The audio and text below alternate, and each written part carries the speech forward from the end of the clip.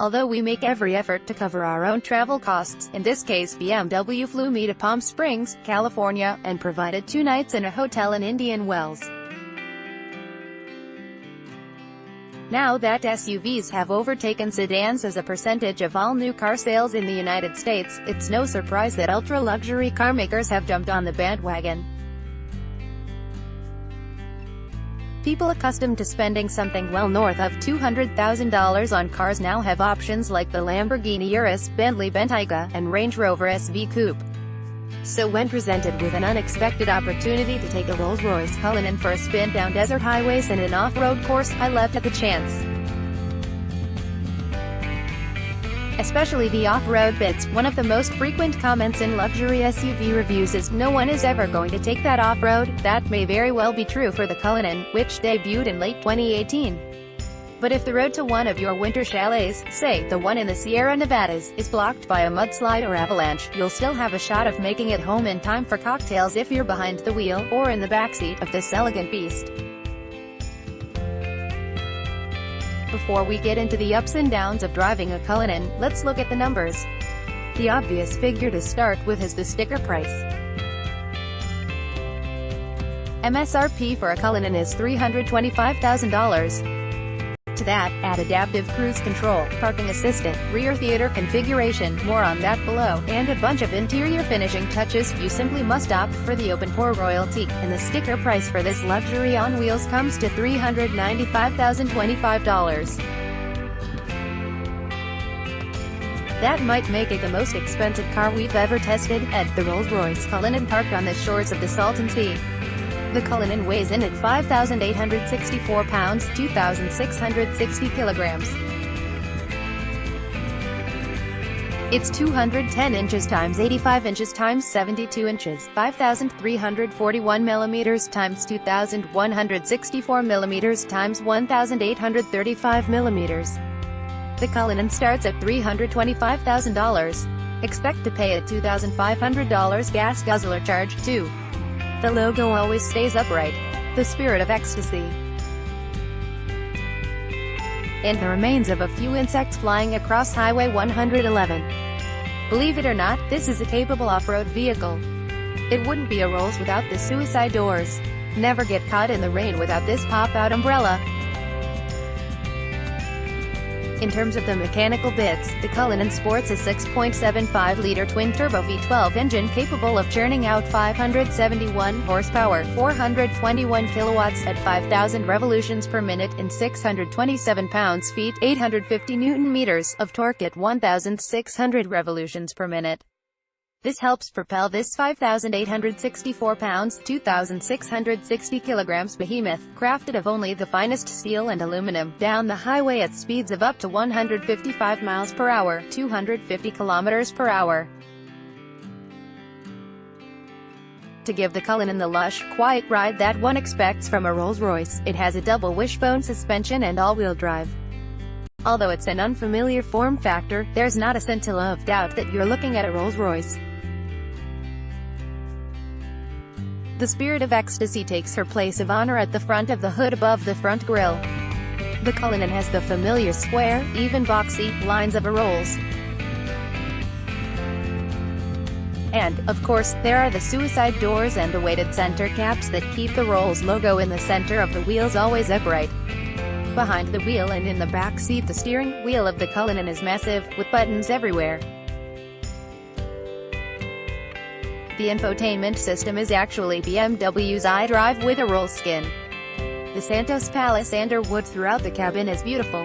You can see the ride selector to the right of the driver's seat. The back seat of the Cullinan is where it's at. The Rolls-Royce logo embossed into the headrests. Backseat passengers get their own climate controls, of course. The tray and tablet pop out with the press of a button. One does not pull the door of a Rolls closed. The attention to detail in the Cullinan is impressive. 21 cubic feet of storage isn't much for an SUV of this size, but the tailgate is a nice touch. My encounter with the Cullinan came at the BMW Test Fest in Thermal, California. Since 1998, Rolls-Royce Motor Cars has been part of BMW, so there was a pair of Cullinans available for brief excursions down to the shores of the Salton Sea or up into the San Bernardino Mountains. Just around lunchtime, one of the Cullinans became available. Another rider was looking to get some time in the car, so we did rock, paper, scissors to see who would sit in the back seat. He won, so I took the wheel for the 18.5 miles down to the Mecca Beach campground on the shores of the Salton Sea. As I climbed into the driver's seat, I scanned my surroundings, which were trimmed in stainless steel, Santos Palisander, similar to Brazilian rosewood, and leather. My sight lines were good and my seat comfortable. As I put the car in reverse, the same backup camera and 360 degrees top-down view I'd seen in a BMW appeared on the HD display. Rolls-Royce uses a skinned version of iDrive for its infotainment system. Our route took us down Highway 111, a two-lane highway that was largely free of traffic once we made it out of Thermal. All that was in front of us was the Spirit of Ecstasy on the hood and an open road. You would expect a Rolls-Royce to be quiet, and you would be correct.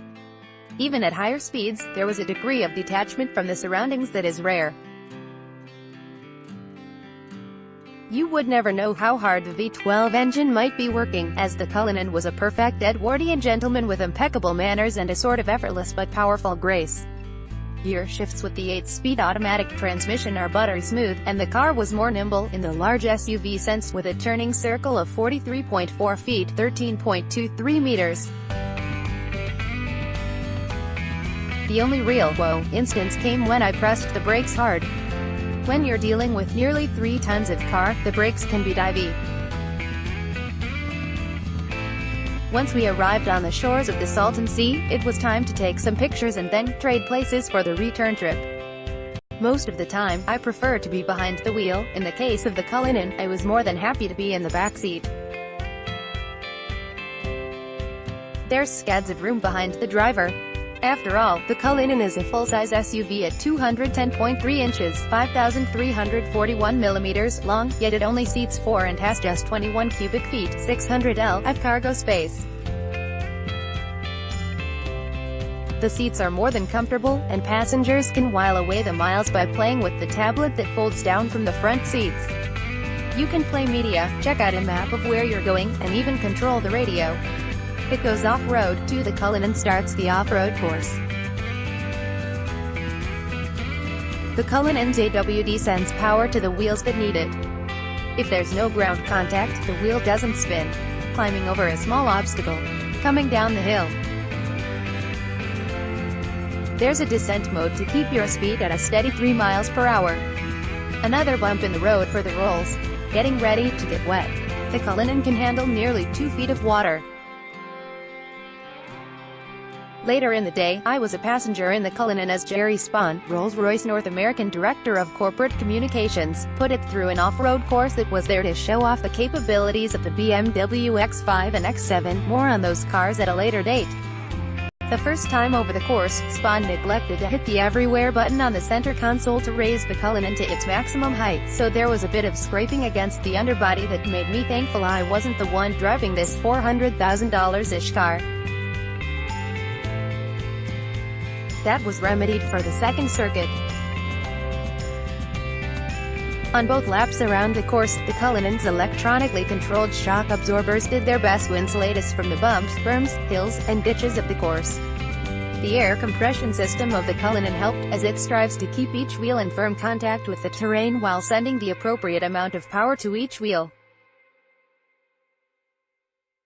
Front camera view on the HD display made it possible to see when we would hit the summit of the steep hill on the course, and the Cullinan's 21.2 inches of clearance made crossing a massive puddle a breeze.